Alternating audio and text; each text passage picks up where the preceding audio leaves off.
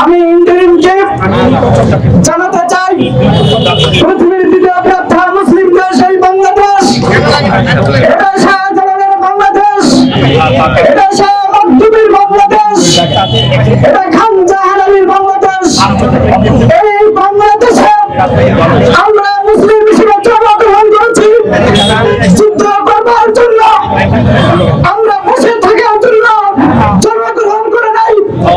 আপনারা জানেন যুদ্ধের জন্য জন্মগ্রহণ করে স্বৈরাচারকে পতন ঘটিয়েছি আমরা 24 বাংলাদেশ থেকে। সম্মানিত উপস্থিতি, এই বর্তমানে বাংলাদেশে উপদেষ্টারা জীবনে তাল মারা শুরু করেছে আমাদের সাথে, ছাত্র জনতার সাথে।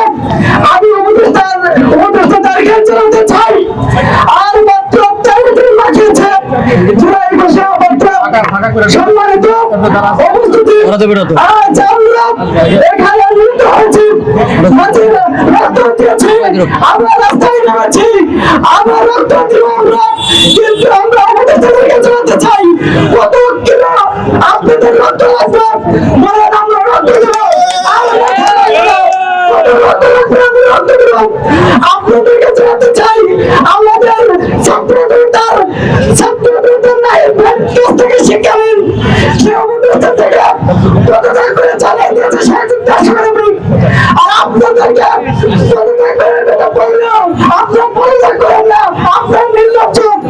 সম্মানিত উপস্থিতি, আমি জানাতে চাই বর্তমান যে নির্বাচন কমিশন, এই নির্বাচন কমিশন শুধু পদত্যাগ না, এখান থেকে বের করে দিতে হবে।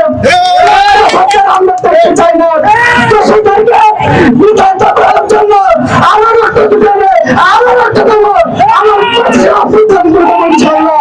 কিন্তু কারো কাছে আমরা কোন সুদর্শন কাছে আমরা মাথা নত করবো না।